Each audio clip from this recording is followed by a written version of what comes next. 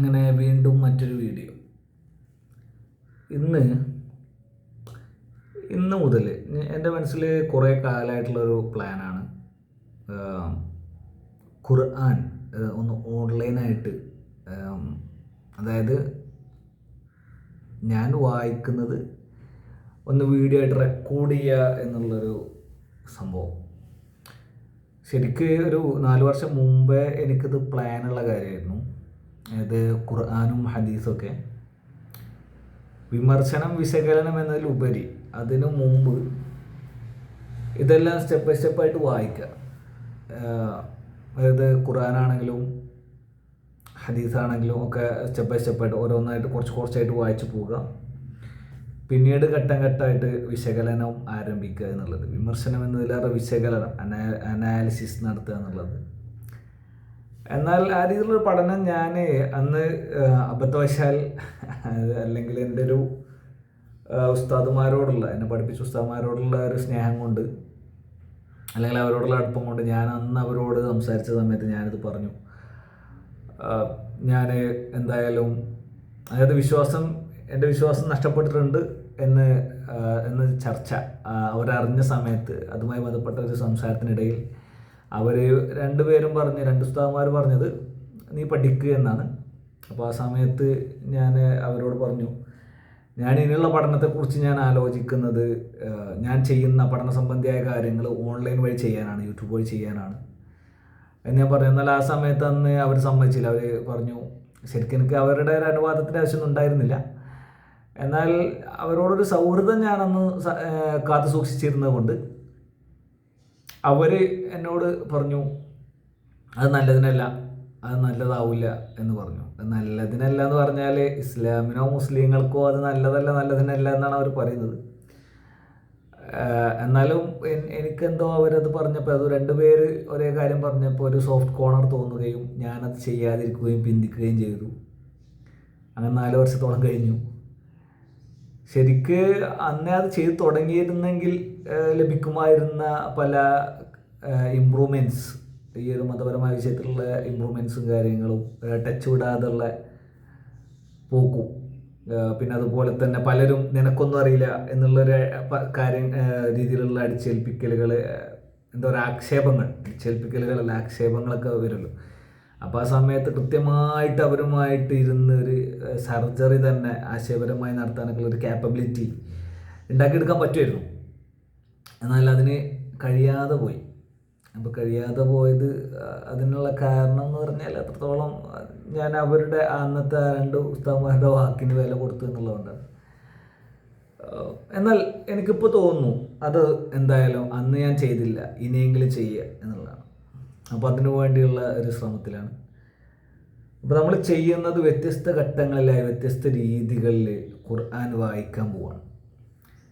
ഇപ്പോൾ ഖുർആനിൻ്റെ ഒരു വായന, സാധാരണ ഖുർആൻ ക്ലാസ്സുകൾ പല ഉസ്താദുമാരുടേതും പല മുസ്ലിങ്ങളുടേത് പല രീതിയിൽ നമുക്ക് യൂട്യൂബിൽ അവൈലബിൾ ആണ്. ഏകദേശം മലയാളത്തിലെങ്കിലും ഏറ്റവും ആദ്യത്തെ സംരംഭമാണ് ജബ്ബാർ മാഷിൻ്റെ വിമർശനാത്മകമായിട്ടുള്ള ഖുർആൻ വായന.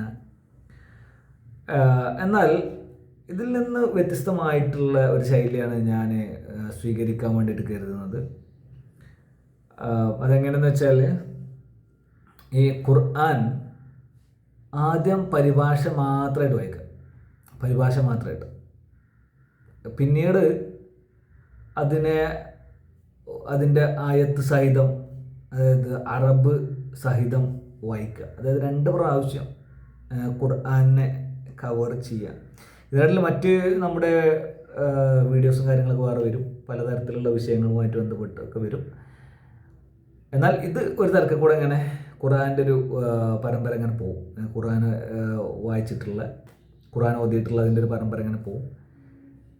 അപ്പോൾ ആദ്യം കേവലം വായന, പിന്നീട് പാരായണം, പിന്നീട് ഖുർആനിൻ്റെ അവതരണ പശ്ചാത്തലത്തിൻ്റെ രീതിയിൽ, ഖുർആൻ്റെ ഒരു അവതരണ ക്രമത്തിൽ, ക്രോണോളജിക്കൽ ഓർഡർ എന്ന് പറയും, ഖുർആൻ അവതരിച്ചതായ ആ ഒരു ക്രമത്തിൽ, അത് 2 രീതിയിലുള്ള ക്രമങ്ങളുടെ ആ ഒരു ക്രമത്തിൻ്റെ കാര്യത്തിൽ 2 തരത്തിലുള്ള അപ്രോച്ചുകൾ ഞാൻ കണ്ടിട്ടുണ്ട്. അതിലൊന്ന് ഇസ്ലാമിക പണ്ഡിതന്മാരുടെ തന്നെ ആ ഒരു ശൈലി പ്രകാരം അവർ ചരിത്രവും കാര്യങ്ങളൊക്കെ നോക്കിയിട്ടൊക്കെ അവരെടുത്ത് വെച്ചൊരു ക്രമം, പിന്നെ അതല്ലാതെ തന്നെ ഇസ്ലാമിനെ വിശകലനം ചെയ്ത പഠിച്ച ആളുകൾ ഉണ്ടാക്കിയെടുത്തൊരു ക്രമമുണ്ട്. ഇങ്ങനെ ആയിരിക്കണം ഖുർആനിൻ്റെ സൂറത്തുകളുടെ ഓർഡർ എന്നുള്ള രീതിയിൽ. അപ്പോൾ ആ ഒരു കാര്യങ്ങൾ അതുകൂടെ ഉൾപ്പെടുത്തിയിട്ട് ഒരു 3-4 ഘട്ടവും ഞാൻ ആലോചിക്കുന്നുണ്ട്. സമയം എത്രത്തോളം എടുക്കുന്നോ കംപ്ലീറ്റ് ചെയ്യാൻ കഴിയുമോ ഒന്നും അറിയില്ല. എന്നാൽ ഇതൊരു ശ്രമത്തിൻ്റെ തുടക്കമാണ്. ഇത് എന്തിനത് ചെയ്യുന്നു എന്ന ചോദ്യത്തിന് ഇത് ഇന്നെ വിട്ട് പോണില്ല, ഈ ഒരു മതത്തിനോടുള്ള. കാരണം അത്രത്തോളം ഞാൻ മതത്തിനെ ഇഷ്ടപ്പെട്ടത് കൊണ്ടും മതത്തിൻ്റെ ആ ഒരു വല്ലാത്ത സ്വാധീനം കൊണ്ടും ഞാൻ ഇസ്ലാമിലേക്ക് കടന്നു വന്നത് ഇസ്ലാമിലേക്കല്ല, മതപഠനത്തിലേക്ക് കടന്നു വന്നത് കൊണ്ടായിരിക്കണം അതിപ്പോഴും എന്നെ വിട്ടു പോകാത്തത്. ചൊട്ടയിലെ ശീലം ചുടല വരെ എന്നാണല്ലോ. അപ്പോൾ ചൊട്ടയിൽ, അതായത് ചെറിയ കുട്ടിയായിരുന്ന സമയം മുതലേ മതം എന്നെ വല്ലാതെ സ്വാധീനിച്ചു. അപ്പോൾ ഒരു വിധത്തിലല്ലെങ്കിൽ മറ്റൊരു തരത്തിൽ അതിങ്ങനെ എന്നെ വിടാതെ പിന്തുടരും എന്നെനിക്ക് തോന്നുന്നു. അങ്ങനെ ഇങ്ങനെയൊന്നും അതിനെ ഉപേക്ഷിക്കാൻ കഴിയുമെന്ന് തോന്നുന്നില്ല. അപ്പോൾ പിന്നെ മതങ്ങളൊക്കെ കൂടുതൽ എന്നിലൂടെ പഠന വിധേയമാകട്ടെ, വിശകലന വിധേയമാകട്ടെ എന്ന് ആഗ്രഹിക്കാനും അതിനുള്ള കാര്യങ്ങൾ ചെയ്യാനൊക്കെയാണ് ഇപ്പോൾ നിലവിൽ എനിക്ക് കഴിയുക. അപ്പോൾ ഏതായാലും 6.5 മിനിറ്റോളം പലതരം കാര്യങ്ങൾ പറഞ്ഞുകൊണ്ട് മുന്നോട്ട് പോയി. ഏതായാലും നമ്മുടെ തുടക്കം നമുക്കൊന്ന് തുടങ്ങാം. മലയാളം, ഖുർആൻ മലയാളം. ഞാൻ ഇത് ക്രോമിൽ തരികയാണ് കേട്ടോ. ക്രോമിൽ ഖുർആൻ മലയാളം അതാണ് തരുന്നത്. കാരണം നമുക്ക് അറബി വേണ്ട, വെറും മലയാളം മാത്രം മതി. അപ്പോൾ ഖുർആൻ മലയാളം ട്രാൻസ്ലേഷൻ വരുന്നുണ്ട്, തഫീമുൽ ഖുർആൻ വരുന്നുണ്ട്, PDF വരുന്നുണ്ട്. അതൊന്നും നമുക്ക് വേണ്ട, നമുക്ക് ഫുള്ള് മലയാളമുള്ള സാധനം മതി. മലയാളം ട്രാൻസ്ലേഷൻ, അൽ ഖുർആൻ മലയാളം ട്രാൻസ്ലേഷൻ. ഇതേതാ? നമ്മൾ ഉദ്ദേശിച്ച സാധനമല്ലല്ലോ. അറബി മൂലവും പിന്നെ പരിഭാഷയാണ് ഇപ്പോൾ കൂടുതലും വരുന്നത്. ഞാൻ ഉദ്ദേശിച്ച സാധനം അതായിരുന്നില്ല. കംപ്ലീറ്റ് മലയാളം കിട്ടുന്നൊരു സൈറ്റാണ് ഞാൻ ഉദ്ദേശിച്ചത്. ChatGPT ഒക്കെ പരസ്യം വരുന്നുണ്ട് കേസ്.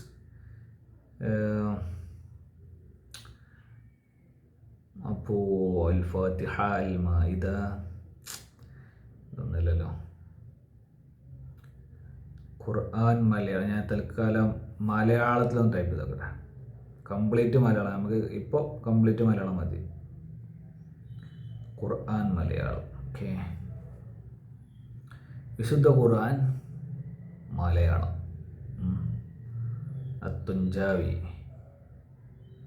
തുഞ്ചാവി അതുമില്ല. മലയാള പരിഭാഷ ചെറിയമുണ്ടം അബ്ദുൽ ഹമീദ് മദനി. ഇവിടെ ഞാൻ ഉദ്ദേശിച്ച സാധനമല്ലേ. ഇതിലെല്ലാത്തിലും അറബി മൂലം വരുന്നുണ്ട്. ഞാൻ കുറേ മുമ്പ് ഞാൻ കണ്ടിരുന്നു അങ്ങനെ ഒരു സൈറ്റ്. അറബി മൂലമല്ലാതെ ആ ഒരു മലയാളം മാത്രമായിട്ടുള്ള, എനിക്കെന്തോ അതങ്ങനെ വായിക്കണമെന്നാണ് തോന്നിയിരുന്നത്. ഏതായാലും തുടങ്ങാം. അപ്പോൾ ഏറ്റവും ആദ്യം പരമകാരുണികനും കരുണാനിധിയുമായ അള്ളാഹുവിൻ്റെ നാമത്തിൽ. ഇതിൽ വിശകലനവും വിമർശനവും ഒന്നുമില്ല കേട്ടോ, ജസ്റ്റ് വായന മാത്രം. അങ്ങനെ എന്തെങ്കിലും പ്രതീക്ഷിച്ചുകൊണ്ട് കേൾക്കുന്ന ആൾക്കാരാണെങ്കിൽ അങ്ങനെ പ്രതീക്ഷിക്കേണ്ടത്, ജസ്റ്റ് വായന മാത്രമാണ്. സൂറത്തുൽ ഫാത്തിഹ, അതാണ് നമ്മൾ ഇന്ന് ആദ്യം വായിക്കാൻ പോണത്. സൂറത്തുൽ ഫാത്തിഹ. പരമകാരുണികനും കരുണാനിധിയുമായ അള്ളാഹുവിൻ്റെ നാമത്തിൽ. സ്തുതി സർവ്വലോക പരിപാലകനായ അള്ളാഹുവിനാകുന്നു. പരമകാരുണികനും കരുണാനിധിയും പ്രതിഫല ദിവസത്തിൻ്റെ ഉടമസ്ഥൻ. നിന്നെ മാത്രം ഞങ്ങൾ ആരാധിക്കുന്നു, നിന്നോട് മാത്രം ഞങ്ങൾ സഹായം തേടുന്നു. ഞങ്ങളെ നീ നേർമാർഗത്തിൽ ചേർക്കണമേ. നീ അനുഗ്രഹിച്ചവരുടെ മാർഗത്തിൽ, കോപത്തിന് ഇരയായവരുടെ മാർഗത്തിലല്ല, പിഴച്ചു പോയവരുടെ മാർഗത്തിലുമല്ല. ഇത് സൂറത്തുൽ ഫാത്തിഹ. അപ്പോൾ ഇന്ന് നമ്മൾ കംപ്ലീറ്റ് ചെയ്യാൻ ഉദ്ദേശിക്കുന്നത് സൂറത്തുൽ ഫാത്തിഹ മുതൽ സൂറത്തുൽ ബഖറയിലെ 24-ാമത്തെ വചനം വരെയുള്ളതാണ്. ജസ്റ്റ് വായന അത്രമാത്രം ഉദ്ദേശിക്കുന്നുള്ളൂ, വേറെ ഒന്നും ഉദ്ദേശിക്കുന്നില്ല. അപ്പോൾ സൂറത്തുൽ ബഖറ.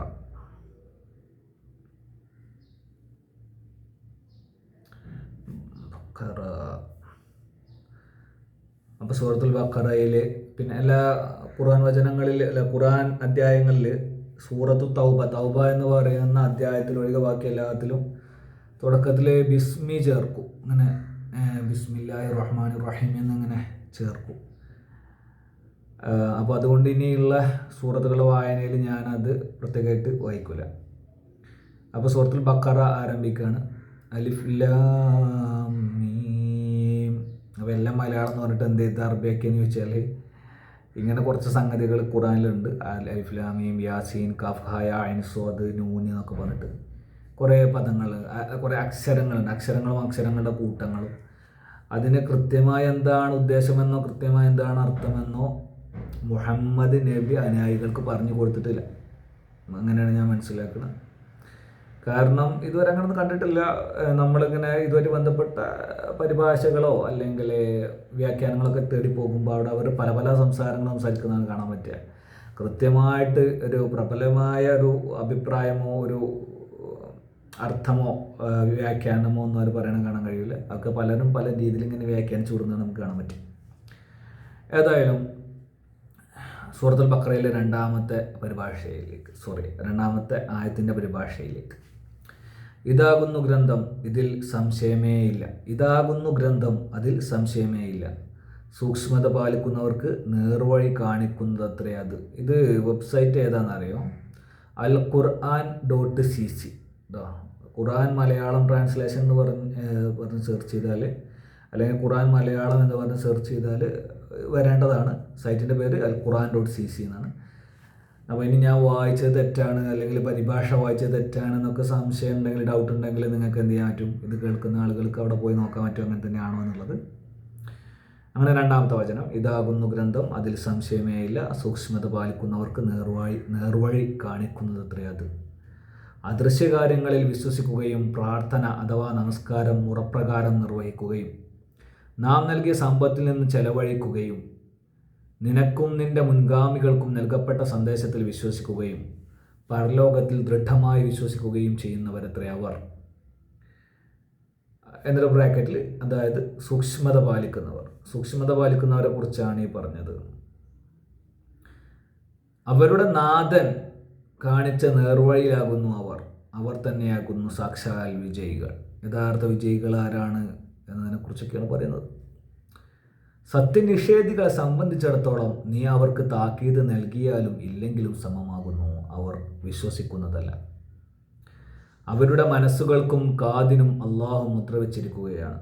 അവരുടെ ദൃഷ്ടികളിന്മേലും ഒരു മൂടിയുണ്ട്. അവർക്കാകുന്നു കനത്ത ശിക്ഷയുള്ളത്. ഞങ്ങൾ അള്ളാഹുവിലും അന്ത്യദിനത്തിലും വിശ്വസിച്ചിരിക്കുന്നു എന്ന് പറയുന്ന ചില ആളുകളുണ്ട്. യഥാർത്ഥത്തിൽ അവർ വിശ്വാസികളല്ല.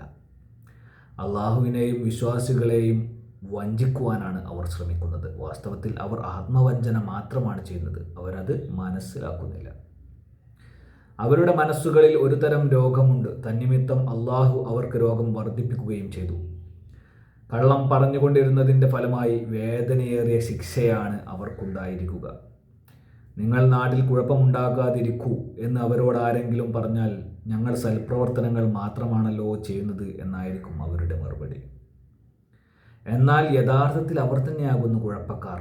പക്ഷേ അവരത് മനസ്സിലാക്കുന്നില്ല. മറ്റുള്ളവർ വിശ്വസിച്ചതുപോലെ നിങ്ങളും വിശ്വസിക്കൂ എന്ന് അവരോട് ആരെങ്കിലും പറഞ്ഞാൽ ഈ മൂഢന്മാർ വിശ്വസിച്ചതുപോലെ ഞങ്ങളും വിശ്വസിക്കുകയോ എന്നായിരിക്കും അവർ മറുപടി പറയുക. എന്നാൽ യഥാർത്ഥത്തിൽ അവർ തന്നെയാകുന്നു മൂഢന്മാർ. പക്ഷേ അവരത് അറിയുന്നില്ല. വിശ്വാസികളെ കണ്ടുമുട്ടുമ്പോൾ അവർ പറയും ഞങ്ങൾ വിശ്വസിച്ചിരിക്കുന്നു എന്ന്. അവർ തങ്ങളുടെ കൂട്ടാളികളായ പിശാചുക്കളുടെ അടുത്ത് തനിച്ചാകുമ്പോൾ അവരോട് പറയും ഞങ്ങൾ നിങ്ങളോടൊപ്പം തന്നെയാകുന്നു. ഞങ്ങൾ മറ്റവരെ കളിയാക്കുക മാത്രമായിരുന്നു. എന്നാൽ അള്ളാഹു ആകട്ടെ അവരെ പരിഹസിക്കുകയും അതിക്രമങ്ങളിൽ വിഹരിക്കുവാൻ അവരെ അയച്ചുവിട്ടിരിക്കുകയുമാകുന്നു. സന്മാർഗം വിറ്റ് പകരം ദുർമാർഗം വാങ്ങിയവരാകുന്നു അവർ. എന്നാൽ അവരുടെ കച്ചവടം ലാഭകരമാവുകയോ അവർ ലക്ഷ്യം പ്രാപിക്കുകയോ ചെയ്തില്ല. അവരെ ഉപമിക്കാവുന്നത് ഒരാളോടാകുന്നു. അയാൾ തീ കത്തിച്ചു. പരിസരമാകെ പ്രകാശിതമായപ്പോൾ അള്ളാഹു അവരുടെ പ്രകാശം കെടുത്തിക്കളയുകയും ഒന്നും കാണാനാവാതെ ഇരുട്ടിൽ തപ്പുവാൻ അവരെ വിടുകയും ചെയ്തു. ബധിരരും ഊമകളും അന്ധന്മാരുമാകുന്നു അവർ. അതിനാൽ അവർ സത്യത്തിലേക്ക് തിരിച്ചു വരികയില്ല. അല്ലെങ്കിൽ അവരെ ഉപമിക്കാവുന്നത് ആകാശത്തു നിന്ന് ചൊരിയുന്ന ഒരു പേമാരിയോടാകുന്നു. അതോടൊപ്പം കൂരിരുട്ടും ഇടിയും മിന്നലുമുണ്ട്. ഇടിനാദങ്ങൾ നിമിത്തം മരണം ഭയന്ന് അവർ വിരലുകൾ ചെവിയിൽ തിരുകുന്നു. എന്നാൽ അള്ളാഹു സത്യനിഷേധികളെ വലയം ചെയ്തിരിക്കുകയാണ്. മിന്നൽ അവരുടെ കണ്ണുകളെ റാഞ്ചിയെടുക്കുമാറാകുന്നു. അത് മിന്നൽ അവർക്ക് വെളിച്ചം നൽകുമ്പോഴെല്ലാം അവർ ആ വെളിച്ചത്തിൽ നടന്നു പോകും. ഇരുട്ടാകുമ്പോൾ അവർ നിന്നു പോകുകയും ചെയ്യും. അള്ളാഹു ഉദ്ദേശിച്ചിരുന്നെങ്കിൽ അവരുടെ കേൾവിയും കാഴ്ചയും അവൻ തീരെ നശിപ്പിച്ച് കളയുക തന്നെ ചെയ്യുമായിരുന്നു. നിസ്സംശയം അള്ളാഹു ഏത് കാര്യത്തിനും കഴിവുള്ളവനാണ്. ജനങ്ങളെ, നിങ്ങളെയും നിങ്ങളുടെ മുൻഗാമികളെയും സൃഷ്ടിച്ച നിങ്ങളുടെ നാഥനെ നിങ്ങൾ ആരാധിക്കുകയും നിങ്ങൾ ദോഷബാധയെ സൂക്ഷിച്ച് ജീവിക്കുവാൻ വേണ്ടി അത്രേ അത്. നിങ്ങൾക്ക് വേണ്ടി ഭൂമിയെ മെത്തയും ആകാശത്തെ മേൽപ്പുരയുമാക്കി തരികയും ആകാശത്ത് നിന്ന് വെള്ളം ചൊരിഞ്ഞു തന്നിട്ട് അത് മുഖേന നിങ്ങൾക്ക് ഭക്ഷിക്കുവാനുള്ള കായ്കനികൾ ഉൽപ്പാദിപ്പിച്ചു തരികയും ചെയ്ത നാഥനെ, അതിനാൽ ഇതെല്ലാം അറിഞ്ഞുകൊണ്ട് നിങ്ങൾ അള്ളാഹുവിന് സമന്മാരെ ഉണ്ടാക്കരുത്. നമ്മുടെ ദാസന് നാം അവതരിപ്പിച്ചു കൊടുത്തതിന് അഥവാ വിശുദ്ധ ഖുർആനെ പറ്റി നിങ്ങൾ സംശയാലുക്കളാണെങ്കിൽ അതിൻ്റേതുപോലുള്ള ഒരു അധ്യായമെങ്കിലും നിങ്ങൾ കൊണ്ടുവരിക. അള്ളാഹുവിന് പുറമെ നിങ്ങൾക്കുള്ള സഹായികളെയും വിളിച്ചുകൊള്ളുക. നിങ്ങൾ സത്യവാന്മാരാണെങ്കിൽ അതാണല്ലോ വേണ്ടത്. നിങ്ങൾക്കത് ചെയ്യാൻ കഴിഞ്ഞില്ലെങ്കിൽ നിങ്ങൾക്കത് ഒരിക്കലും ചെയ്യാൻ കഴിയുകയുമില്ല. മനുഷ്യരും കല്ലുകളും ഇന്ധനമായി കത്തിക്കപ്പെടുന്ന നരകാഗ്നിയെ നിങ്ങൾ കാത്തു സൂക്ഷിച്ചു കൊള്ളുക. സത്യനിഷേധികൾക്ക് വേണ്ടി ഒരുക്കി വെക്കപ്പെട്ടതാകുന്നത് സത്യനിഷേധികൾക്ക് വേണ്ടി ഒരുക്കി വെക്കപ്പെട്ടതാകുന്നു അത്. സൂറത്തുൽ ബഖറയിലെ 25-ാമത്തെ വചനം കൂടി വായിച്ച് നമുക്ക് നിർത്താം. നബിയെ വിശ്വസിക്കുകയും സൽക്കർമ്മങ്ങൾ പ്രവർത്തിക്കുകയും ചെയ്തവർക്ക് താഴ്ഭാഗത്ത് കൂടി നദികൾ ഒഴുകുന്ന സ്വർഗത്തോപ്പുകൾ ലഭിക്കുവാനുണ്ടെന്ന് സന്തോഷവാർത്ത അറിയിക്കുക. അതിലെ ഓരോ വിഭവവും ഭക്ഷിക്കുവാനായി നൽകപ്പെടുമ്പോൾ അതിനു മുമ്പ് ഞങ്ങൾക്കത് നൽകപ്പെട്ടത് തന്നെയാണല്ലോ, ഇതിനു മുമ്പ് ഞങ്ങൾക്ക് നൽകപ്പെട്ടത് തന്നെയാണല്ലോ ഇതും എന്നായിരിക്കും അവർ പറയുക. വാസ്തവത്തിൽ പരസ്പര സാദൃശ്യമുള്ള നിലയിൽ അത് അവർക്ക് നൽകപ്പെടുകയാണ് ഉണ്ടായത്. പരിശുദ്ധരായ ഇണകളും അവർക്കവിടെ ഉണ്ടായിരിക്കും. അവർ അവിടെ നിത്യവാസികളായിരിക്കുകയും ചെയ്യും. അപ്പോൾ സൂറത്തുൽ ബഖറയിൽ 25 വചനങ്ങൾ നമ്മളിവിടെ പാരായണം ചെയ്യല്ല, വായിച്ചു കഴിഞ്ഞു. അപ്പോൾ നമുക്ക് നമ്മുടെ ആ ഒരു 4 സ്റ്റെപ്പ് ഖുർആൻ ലേണിംഗ്, നമ്മളൊരു ഖുർആൻ സ്റ്റഡി ക്ലാസ് അല്ല, ഖുർആൻ ലേണിംഗ് ആണ്. ഖുർആനെ നമ്മൾ പഠിക്കുകയാണ്, വായിക്കുകയാണ്. അപ്പോൾ ഒന്ന് പഠിച്ചു നോക്കാം, വായിച്ചു നോക്കാം, എന്തൊക്കെയാണ് ഖുർആനിലുള്ളത് എന്നൊന്ന് കേട്ടു പോകാം. എന്നിട്ട് അതിന് ശേഷം നമുക്ക് ഖുർആനിൻ്റെ അവതരണ പശ്ചാത്തലങ്ങൾക്കനുസരിച്ചുള്ള ക്രമങ്ങളിലൂടെ കൂടി നമുക്ക് ഖുർആൻ വായിക്കേണ്ടതുണ്ട്, വായിച്ചു നോക്കേണ്ടതുണ്ട്, എന്നിട്ട് ഒന്ന് വിലയിരുത്തേണ്ടതുണ്ട്.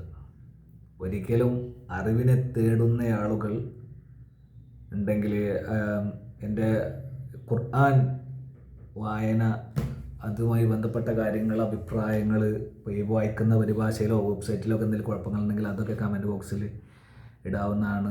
തീർത്തും വിശ്വസിച്ച് തന്നെ കൂടാവുന്നതാണ്. ഖുർആൻ പഠിക്കുന്നവർക്ക്, ഖുർആൻ പഠിക്കണമെന്ന് ആഗ്രഹിക്കുന്നവർക്ക് ഞാൻ ഏറ്റവും ആദ്യം ഖുർആനിനെ തന്നെയാണ് എടുക്കുന്നത്. ഒരു കൃത്യമായൊരു ഫ്ലോയിൽ ഇങ്ങനെ പഠിച്ചു പോകാൻ, അല്ലെങ്കിൽ വായിച്ചു പോകാൻ, ചിന്തകൾക്ക്, മതപരമായ പഠന ചിന്തകൾക്ക് വിധേയമാകാൻ. അപ്പോൾ ശരിക്കും ഖുർആൻ മാത്രമല്ല, ഇസ്ലാമിൻ്റെ പ്രമാണം എന്ന് പറയുമ്പോൾ പൊതുവെ പറയാറുള്ളത് ഖുർആൻ, സുന്നത്ത്, ഇജ്മാ, ഖിയാസ് എന്നിവയാണ്. ഖുർആന് സുന്നത്ത് എന്ന് പറഞ്ഞാൽ, ഖുർആൻ എന്ന് പറഞ്ഞാൽ അള്ളാഹുവിൽ നിന്നുള്ള വചനങ്ങൾ, അതും എങ്ങനെ അള്ളാഹു നൽകിയതാണെന്ന് മുഹമ്മദ് നബി പറയുകയും അത് പാരായണം ചെയ്യുന്നതിന് പുണ്യം കൽപ്പിക്കപ്പെടുകയും അത് നിയമങ്ങളായും മറ്റൊക്കെ, നിയമങ്ങളെന്ന് പറഞ്ഞുകൂടാ, കാരണം അതിൽ എല്ലൊന്നും ഖുർആനിലുള്ളത് നിയമങ്ങളല്ല, ചിലത് നിയമം ദുർബലമാക്കപ്പെട്ടതൊക്കെ ഉണ്ട്. അപ്പോൾ അങ്ങനെ ആ ഒരു രീതിയിൽ പവിത്രത കൽപ്പിക്കപ്പെട്ട, അള്ളാഹു തന്നെ അത് സംരക്ഷിക്കും എന്നൊക്കെ പറഞ്ഞിട്ടുള്ള സാധനമാണ്. അപ്പോൾ ഖുർആനിനെ ഒരു പ്രമാണമായിട്ട് ഇസ്ലാം എന്നത് സത്യമാണെന്നതിനും അള്ളാഹു ഉണ്ട് എന്നുള്ളതിനും മുഹമ്മദ് നബി അള്ളാഹുവിൻ്റെ പ്രവാചകനാണെന്നുള്ളതിനൊക്കെ ഏറ്റവും വലിയ അത്യധികമായ തെളിവ് ഖുർആനാണെങ്കിൽ, അപ്പോൾ നമ്മൾ ഒന്നാം പ്രമാണമായിട്ടും പഠനം തുടങ്ങാൻ അർഹമായിട്ടും ഖുർആൻ തന്നെ എടുക്കുകയാണ്. പിന്നീട് നമ്മൾ തീർച്ചയായിട്ടും പല രീതികളിലൂടെ നമ്മൾ ഹദീസുകളിലേക്ക് പ്രവേശിക്കും. പിന്നീട് അതുപോലെ തന്നെ ഇതിനിടയിൽ ഇജ്മാഉം ഖിയാസൊക്കെ പണ്ഡിത അഭിപ്രായങ്ങളും കാര്യങ്ങളൊക്കെ നമ്മൾ ചർച്ചകളിലേക്ക് വരും. എന്നാൽ എന്ന് പറയാൻ കഴിയില്ല, ഉടനെ എന്ന് പറയാനും കഴിയില്ല. നമ്മൾ നമ്മുടെ സമയത്തിനനുസരിച്ച് കാര്യങ്ങൾ ചെയ്യും. അപ്പോൾ എന്തായാലും എൻ്റെ മറ്റു വീഡിയോകൾ കണ്ടാലും ഇല്ലെങ്കിലും, ഇനി ഇതാണെങ്കിൽ കണ്ടാലും എനിക്കൊരു കുഴപ്പമൊന്നുമില്ല.